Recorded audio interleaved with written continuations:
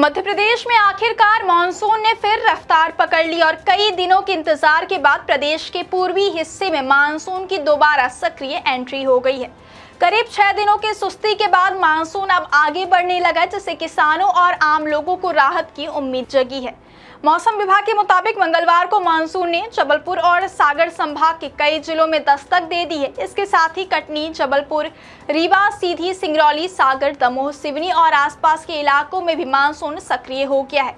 हालांकि राजधानी भोपाल, उज्जैन और ग्वालियर, चंबल संभाग में अभी मानसून की आधिकारिक एंट्री नहीं हुई है, लेकिन मौसम वैज्ञानिकों का कहना है कि अगले 1 से 2 दिनों में इन इलाकों में मानसून पहुंच सकता है और यदि मौजूदा परिस्थितियां बनी रही तो 1 सप्ताह के भीतर पूरा मध्य प्रदेश मानसून की बारिश से तर हो जाएगा।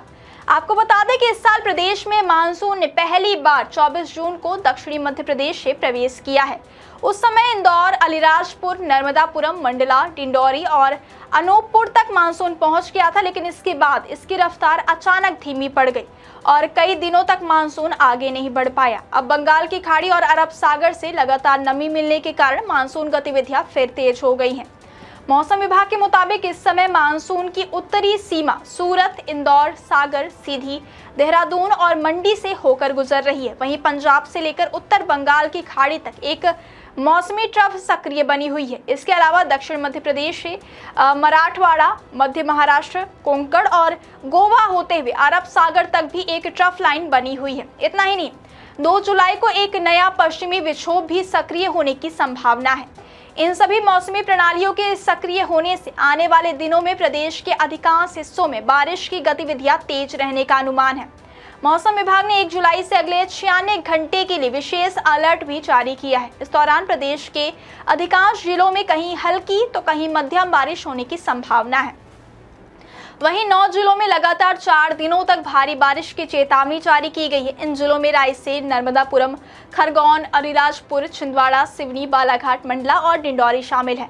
हालांकि मानसून की वापसी के बावजूद इस साल जून का महीना प्रदेश के लिए काफी कमजोर साबित हुआ है। प्रदेश में 1 जून से 30 जून के बीच जहां औसतन 131.1 मिलीमीटर बारिश होनी चाहिए थी, वहीं अब तक केवल 88.2 मिलीमीटर वर्षा ही दर्ज की गई है। यानी पूरे प्रदेश में सामान्य से करीब 33% कम बारिश हुई है। पूर्वी मध्य प्रदेश की स्थिति और भी चिंताजनक रही, जहां सामान्य से 59% कम बारिश रिकॉर्ड की गई, जबकि पश्चिमी मध्य प्रदेश में भी 7% कम वर्षा दर्ज की गई है।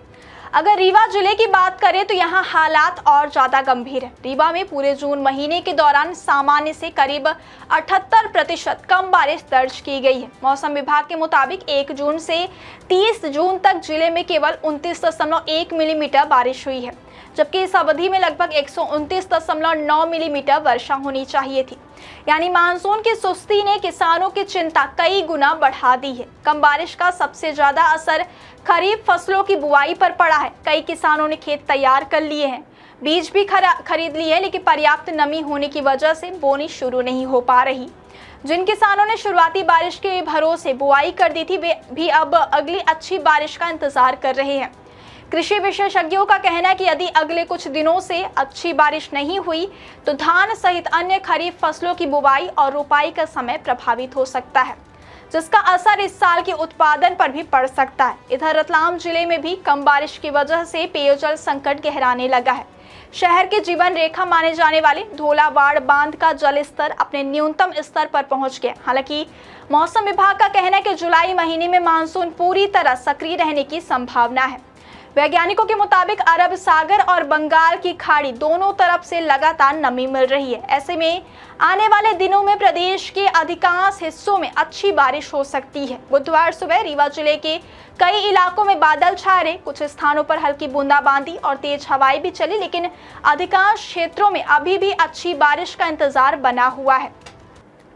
फिलहाल किसानों की सारी उम्मीदें जुलाई की बारिश पर टिकी हुई है। अगर अगले कुछ दिनों में मानसून पूरी तरह सक्रिय हो गया तो न सिर्फ अच्छी बारिश की कमी काफी हद तक पूरी हो सकती है, बल्कि खरीफ फसलों की बुवाई भी रफ्तार पकड़ लेगी और किसानों के चेहरे पर फिर से मुस्कान लौट सकती है।